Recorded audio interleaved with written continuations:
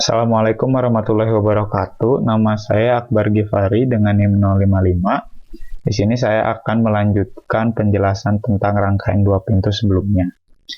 Nah, selanjutnya ada parameter G atau yang disebut juga kebalikan dari parameter H. Tetapi sebenarnya apa sih yang dibalik dari parameter H? Jika dilihat pada parameter H, diasumsikan bahwa terminal I1 dan V2 adalah sebagai input. Nah, ini akan dibalik di parameter G akan menjadi output. Jadi, I1 dan V2 akan menjadi output. Nah, terminal V1 dan I2 yang sebagai output pada parameter H akan menjadi input pada parameter G. Jadi, V1 dan I2 adalah sebagai input. Nah, selain parameter untuk input-output yang dibalik, sumbernya pun dibalik. Nah, pada parameter H, sumber arus itu dipasang di terminal kiri dan sumber tegangan dipasang di terminal kanan. Nah, pada parameter G, sumber tegangannya dipasang di kiri dan sumber arusnya dipasang di kanan. Jadi itu yang dibalik dari parameter H. Nah, berikut ada matriks untuk parameter G. Nah, I1 dan V2 ini adalah terminal output pada parameter G. Nah, ini ada determinannya. G1, G22, G12, G21. Ini sama seperti sebelumnya, bahwa G1 adalah sumber yang masuk ke input pertama, keluar ke output pertama. G22 adalah sumber yang masuk ke input kedua dan keluar ke output kedua. Sedangkan G12 adalah sumber yang masuk ke input pertama, tetapi keluarnya ke output kedua. Nah, G21 adalah arus atau sumber yang masuk ke output kedua, tetapi keluarnya ke output pertama. Nah, pada gambar 17 dan 18 ini terdapat parameter-parameter untuk menentukan nilai G. Maksudnya persamaan untuk menghitung parameter G. Nah, ini persamaan ini tuh didapat dari sini. Diasumsikan bahwa V1 dan I2 sebagai input, I1 dan V2 sebagai output. Nah, jika dilihat pada persamaan I1 sebagai output di sini, parameter G mana saja yang terhubung ke I1? Yang jelas pasti ada pasangannya, yaitu G11. Nah, G11 ini sumbernya kan dari V1.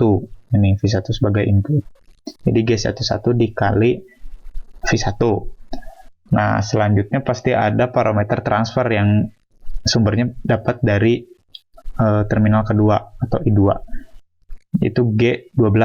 Jadi G12 dikali I2. Nah, selanjutnya jika dilihat pada V2 sebagai output di sini, parameter mana yang terhubung ke V2? Pasti ada pasangannya, yaitu G22 dengan sumbernya I2. Jadi G22 dikali I2. Selanjutnya pasti ada parameter transfer yang sumbernya dari terminal kiri. Dan terminal kiri ini sumbernya adalah V1. Jadi G21 dikali V1.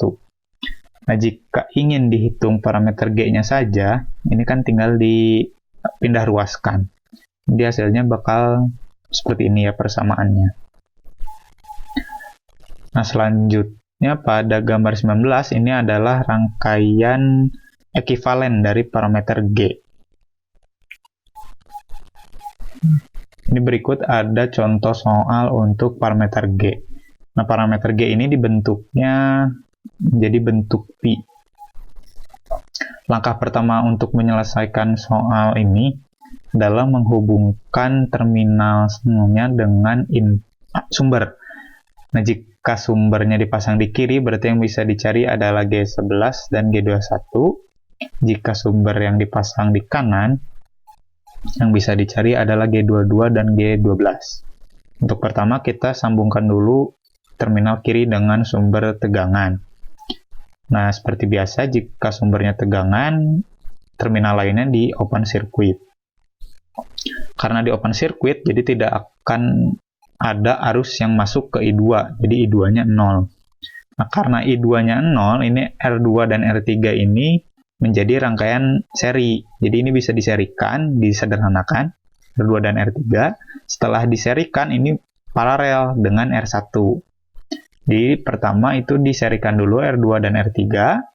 Ini 1 ditambah 0,5. Jadi 1,5 ohm. Kemudian diparalelkan dengan R1.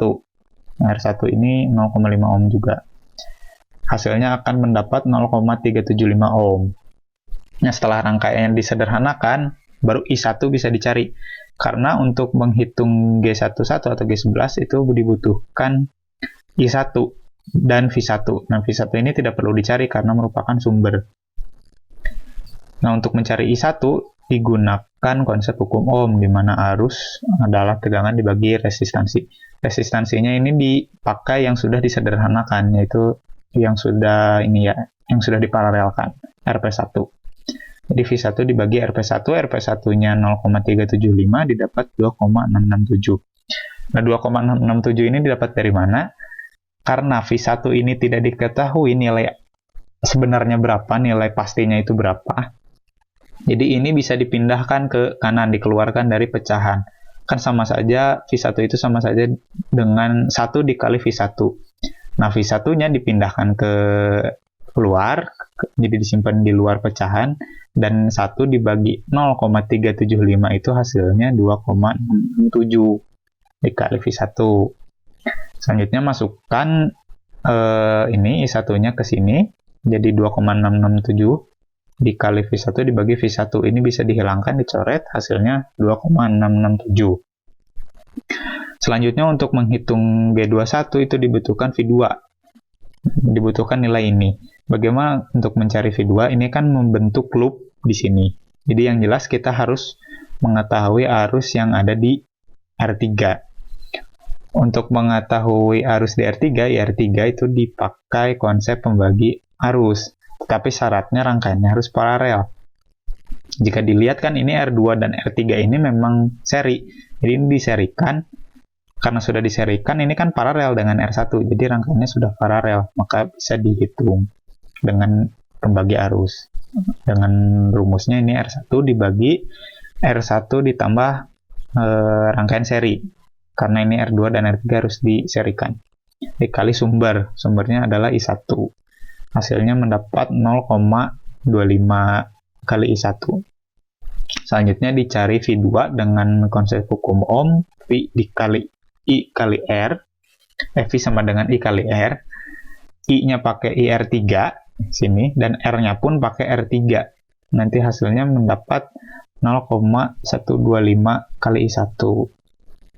Nah, V2 ini masukkan ke persamaan 0,125 kali R1 kali I1 dibagi V1. Nah, kalau begitu kan tidak bisa diselesaikan karena I1 dan V1 kan tidak diketahui secara pasti berapa nilainya. Jadi solusinya adalah V1-nya harus diubah dengan di dalamnya harus mengandung variabel I1. Ini kan persamaannya untuk V1 ini. I1 adalah 2,667 dikali V1 jika dibalik. Jika ingin dihitung V-nya maksudnya adalah I dibagi 2,667. Ini seperti tadi ya. Ini tuh sama saja dengan 1 dikali I1. I1-nya dipindahkan atau dikeluarkan dari pecahan.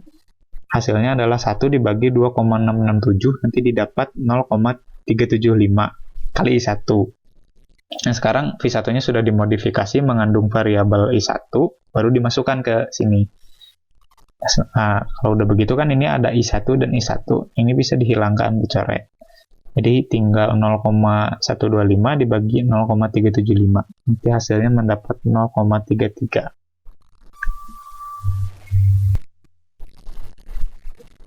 Selanjutnya untuk menghitung G12 dan G22, terminal kanan dihubungkan dengan sumber arus. Nah, rangkaiannya akan menjadi seperti ini. Nah, karena yang dihubungkan adalah sumber arus, jadi di terminal satunya lagi, di terminal V1 harus di short circuit. Karena di short circuit, V1-nya 0. Nah, pertama untuk menghitung G12 itu dibutuhkan I1. I2 tidak perlu dicari karena merupakan sumber. Nah, untuk menghitung I1, itu bisa dipakai konsep pembagi arus. Nah, jika dilihat pada I2, ya kan arusnya sudah terbagi jadi ke R2 dan ke R3. Jadi rangkaian paralel. Kan karena syarat pembagi arus, rangkaiannya harus paralel. Jadi bisa langsung dihitung menggunakan persamaan ini. R3 dibagi R2 ditambah R3 kali arus sumbernya I2. Jadi didapat ini 0,333 kali I2. Nah, IR2 ini sama dengan minus I1. Kenapa bisa sama? Karena jika dilihat ini R2 ini mendapat arus dari I1 dan dapat juga dari I2. Tapi kenapa I1-nya minus? Karena ini berlawanan, I1 ini berlawanan dengan sumbernya. Jadi hasilnya minus. Jika ingin dipindahkan minusnya menjadi minus 0,333 kali I2. Baru masukkan ke sini. Nah, ini I2-nya bisa dicoret, hasilnya minus 0,333. Selanjutnya, untuk menghitung G22, itu dibutuhkan V2. V2 dan I2. I2 tidak perlu dicari karena sumber. Nah, untuk menghitung V2, ini paralelkan dulu R2 dan R3. Setelah diparalelkan, baru bisa dicari V2-nya. Nah, ini diparalelkan dulu, dapat 0,333 ohm. Selanjutnya dipakai konsep hukum Ohm. R dikali I2, R-nya pakai yang sudah diparalelkan, I-nya I2 sumbernya. Jadi hasilnya ini. Nah, ketika dimasukkan, ini kan bisa dicoret I2 dan I2 ini yang di atas. Coret-coret, hasilnya 0,333 ohm. Nah, jika digambarkan rangkaian ekuivalennya akan menjadi seperti ini. Selanjutnya ada parameter ABCD. Parameter ini sering juga disebut sebagai parameter transmisi. Berikut adalah bentuk persamaan matriks dari parameter ABCD. Ini ada negatif I2, ini asalnya dari ini. Karena dalam parameter ABCD, input hanya berada di sebelah kiri, terminal kiri. Jadi, diasumsikannya V1 dan I1 itu sebagai input, dan output ada di terminal kanan. V2 dan I2. Jadi ketika ada arus yang masuk lewat I2 akan berlawanan dengan sumber. Jadi hasilnya negatif. Ini hasil determinan dari matriks di atas. Ada A kali D dikurangi B kali C. Pada parameter ABCD, rangkaian disebut resiprokal ketika A kali D dikurangi B kali C hasilnya adalah 1. Nah, berikut adalah persamaan-persamaan untuk menghitung variabel ABCD. Jika dilihat pada gambar 21 dan 22, keduanya itu menggunakan sumber tegangan yang dipasang di sebelah kiri, karena memang inputnya hanya ada di terminal kiri. Perbedaannya ada pada terminal output. Jika untuk menghitung variabel A dan C, terminal input dipasang sumber tegangan dan outputnya dibiarkan open circuit. Sedangkan untuk menghitung variabel B dan D, tetap dihubungkan dengan sumber tegangan, tetapi di terminal outputnya di short circuit, jadi ditutup. Berikut ada contoh soal untuk parameter ABCD. Rangkaiannya ini berbentuk pi ya, sama seperti pada parameter G. Nah, langkah pertama yang harus dilakukan adalah menghubungkan terminal input dengan sumber tegangan. Seperti ini. Dan jika ingin menghitung A dan C, maka terminal output itu dibiarkan open circuit. Jadi rangkaiannya akan seperti ini. Nah, karena dibiarkan open circuit, jadi tidak akan ada arus yang masuk lewat I2. Makanya I2-nya sama dengan 0. Nah, untuk menghitung variabel A dan C itu dibutuhkan V1, V2, dan I1. Nah, untuk menghitung V1, ini di sini berarti membentuk loop, di sini loop kecil yang di kiri, itu dibutuhkan arus IR1 dan resistansi R1. Sedangkan untuk menghitung V2, itu dibutuhkan nilai resistansi R3 dan arus IR3. Jadi pertama kita hitung dulu IR1-nya menggunakan konsep pembagi arus. Tapi ingat syaratnya untuk pembagi arus itu harus rangkaiannya paralel. Nah, jika dilihat ini kan karena I2-nya sama dengan 0, maka R2 dan R3 ini rangkaiannya menjadi seri. Dan jika ini diserikan, maka akan paralel dengan R1. Hanya untuk persamaannya menjadi R2 tambah R3, yaitu R serinya, dibagi R1 ditambah RS, atau R2 tambah R3 dikali arus input, itu I1. Nanti hasilnya akan dapat 0,75 kali I1. Selanjutnya bakal bisa dihitung, V1-nya bisa dihitung, karena IR1-nya sudah ditemukan, R1-nya sudah ada nilainya juga. Pakai hukum Ohm, V sama dengan R kali I, R-nya pakai R1, I-nya pakai IR1. Nanti hasilnya mendapat 0,375 kali I1. Nah, untuk menghitung V2, kan tadi dibutuhkan IR3. Nah, IR3 ini bisa juga dipakaikan konsep pembagi arus. Jika dilihat kan ini butuhnya di arus di sini ya. Lihat di arus I1. Arus I1 ini terbagi ke R1, ke R2, dan kebagi juga ke R3. Karena melewati R2. Jadi ini rangkaiannya sudah membentuk paralel. Makanya bisa langsung dihitung menggunakan persamaan ini. R1 dibagi resistansi total, R1 tambah R2 tambah R3 dikali I1 yang merupakan sumbernya, arus sumber. Nanti didapat hasilnya 0,25 kali I1. Nah, setelah IR3-nya ditemukan, maka V2 juga bisa dicari. R3 dikali R3 nanti hasilnya menemukan 0,125 kali I1. Nah, karena V1 dan V2 sudah ditemukan, maka variabel A bisa dihitung. V1-nya diganti dengan 0,375 kali I1, V2-nya diganti menjadi 0,125 kali I1. Nah, I1-nya bisa dihilangkan, dicoret, nanti hasilnya 3. Nah, sedangkan untuk menghitung variabel C itu dibutuhkan I1. I1 ini kan ada dua persamaannya, ada yang mengandung V1 dan mengandung V2. Tapi jika dilihat di penyebutnya itu kan ada V2, berarti I1 ini harus dimodifikasi yang nantinya akan mengandung variabel V2. Jadi kita harus pakai persamaan yang ini ya, di bawah. Jika di I1-nya yang ingin dicari, berarti 0,125 ini kan dipindah ruaskan. Hasilnya akan menjadi seperti ini. Nah, V2 ini kan sama saja dengan 1 dikali V2. Nah, V2-nya dikeluarkan dari pecahan, dari bentuk pecahan. Jadi hasilnya hanya tinggal 1 dibagi 0,25. Hasilnya itu 8 dikali V2. Nah, masukkan ke sini, V2-nya bisa dihilangkan, dicoret, hasilnya 8.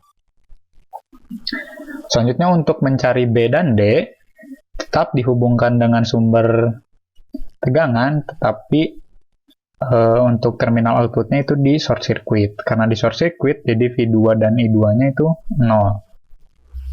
Nah, untuk mencari variabel B ini dibutuhkan V1 dan I2. Sedangkan untuk menghitung variabel D dibutuhkan I1 dan I2.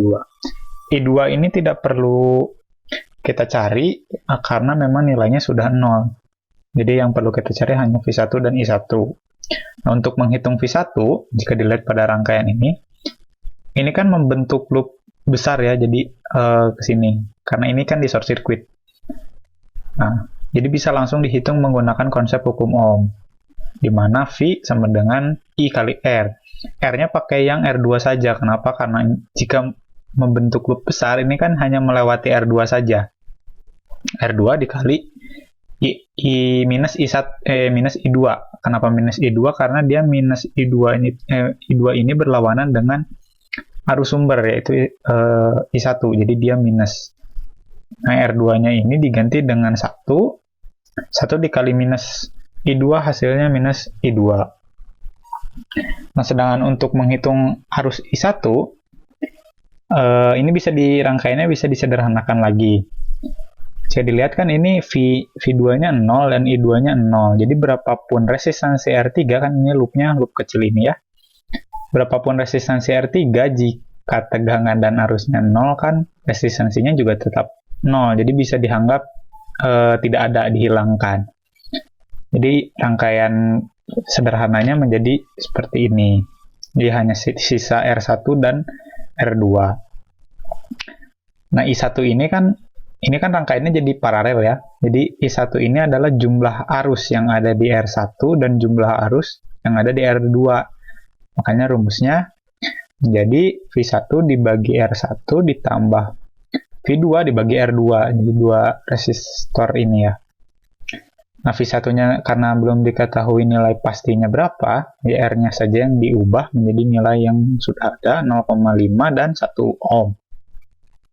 Seperti biasa, ini V-nya dikeluarkan dari bentuk pecahan, jadi 1 dibagi 0,5 hasilnya 2. Ini 1 dibagi 1 hasilnya 1. 2 tambah 1 itu 3. 3 dikali V1. Nah, V1 ini kan sudah ditemukan, minus I2. Dimasukkanlah, ganti maksudnya nilai V1-nya dengan minus I2. Jadi I1 sama dengan 3 dikali minus I2, hasilnya minus 3I2. Baru variabel B bisa dihitung. Rumusnya adalah minus V1 dibagi I2. V1 diganti dengan minus I2 dibagi I2. Ini kan bisa dicoret. Coret jadi hasilnya hanya tinggal 1. Ini kan minus kali minus itu plus, jadi hanya sisa 1 ohm. Nah, untuk menghitung variabel D itu I1-nya ganti dengan minus 3 kali I2 dibagi I2. Ini harusnya ada minus di depan, jadi kan minus dikali minus hasilnya plus. I2 dicoret dengan I2 hasilnya 1. 3 kali 1, 3. Selanjutnya ada contoh soal kedua dari parameter ABCD. Pada contoh soal kali ini, R2-nya diganti menjadi angka terakhir NIM. Karena NIM saya 0,55, maka R2-nya diganti menjadi 5 ohm. Nah, langkah pertama yang harus dilakukan adalah hubungkan terminal input dengan sumber tegangan, dan terminal outputnya dibiarkan open circuit untuk menghitung A dan C. Nah, untuk menghitung variabel A dan C ini dibutuhkan V1, V2, dan I1. Untuk menghitung V1 yang dibutuhkan adalah IR1 dan nilai R1. Untuk menghitung V2 dibutuhkan nilai R3 dan R3. Jadi yang pertama kita harus cari adalah nilai R1. Nah, jika kita dilihat karena ini open circuit, jadi tidak akan ada arus yang masuk lewat I2, jadi I2-nya 0. Karena I2-nya 0, R2 dan R3 ini terhubung secara seri. Jadi jika ini diserikan, kemudian kan akan paralel dengan R1, maka bisa digunakan konsep pembagi arus. Jadi pertama kita serikan dulu R2 dan R3. Hasilnya 5,5 ohm. Kemudian cari dengan pembagi arus. Rangkaian serinya RS dibagi R1 ditambah RS. Hasilnya akan mendapat 0,9167 dikali 1 ampere. Nah, untuk menghitung IR3 yang di sini, jika kita lihat I1-nya, kan I1 ini terbagi ke R1, ke R2, dan ke R3 lewat R2. Jadi sudah termasuk paralel ya kan, karena terbagi. Jadi bisa langsung dicari persamaannya R1 dibagi R total. R totalnya kan R1, R2, dan R3 kali sumbernya kan I1. Hasilnya akan menjadi 0,0834 kali I1 ampere. Nah, oh ya, ini IR3 ya, bukan IR1. Selanjutnya, karena IR1-nya sudah ditemukan, maka V1 bisa dicari. R1 diganti 0,5, IR1 diganti dengan ini, masukkan, dan nanti hasilnya mendapat 0,4583 kali I1. Untuk V2, IR3-nya kan karena sudah ditemukan, masukkan, dan nilai R3-nya pun udah ada 0,5, masukkan juga. Hasilnya akan mendapat 0,0417 kali I1. Nah, lalu hitung variabel A. A ini kan rumusnya V1 dibagi V2. Nah, V1-nya ganti dengan 0,4583 kali I1, V2-nya diganti dengan 0,0417 kali I1. I-nya bisa dihilangkan, dicoret, hasilnya menjadi 10,99. Nah, untuk menghitung variabel C, jika kita lihat I1 ini sudah ditemukan, tetapi ada dua persamaan. Ada yang mengandung V1, yang persamaan ini, ada yang mengandung V2. Kita lihat dulu di penyebutnya. Karena penyebutnya mengandung V2, jadi kita pakai persamaan yang mengandung juga V2. Nah, kita modifikasi dulu I1-nya. Jadi kan kalau ingin menghitung I1 berarti nilai ini, yang ini, kita pindah ruaskan ke sebelah kiri. Jadi akan menjadi seperti ini. Nah, ini V2-nya bisa dikeluarkan dari penyebut. Jadi seperti ini, 1 dibagi 0,0417 hasilnya 23,98. Baru masukkan I1-nya ke persamaan untuk menghitung variabel C. V2-nya tetap V2, ini bisa dicoret V2 dengan V2, hasilnya menjadi 23,9808.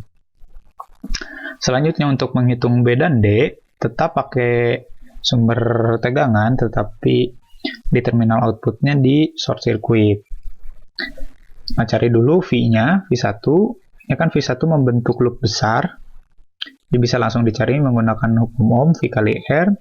R-nya pakai R2 karena hanya melewati R2. Kalau membentuk loop besar, dikali I2 minus I2. Minus karena dia berlawanan dengan sumber arus. 5 dikali minus I2, hasilnya minus 5I2. Nah, selanjutnya kan karena untuk menghitung B itu hanya dibutuhkan V1 dan I2, jadi bisa langsung dicari. Rumusnya kan minus V1 dibagi I2. Minus V-nya diganti dengan minus kali I2 dibagi I2. Minus kali minus jadinya plus. I2 bisa dicoret, penyebut dengan pembilang, hasilnya 5. Nah, untuk menghitung I1, kan karena D itu dibutuhkan I1, kita lihat dulu rangkaiannya. Karena I2 dan V2-nya 0, kan ini membentuk loop kecil ya di sini. Jadi berapapun nilai resistansi R3, kalau arus dan tegangannya 0 kan tetap hasilnya menjadi 0. Jadi ini bisa dianggap tidak ada. Jadi rangkaian penyederhanaannya jadi seperti ini.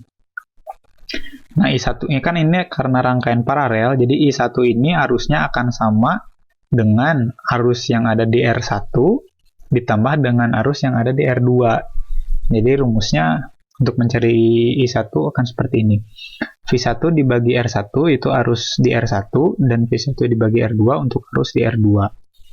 Masukkan nilai resistansinya, R1 diganti 0,5, R2 diganti 5. Nanti ketemu 2,2 kali V1. Nah, V1-nya kan sudah ditemukan, minus 5I2.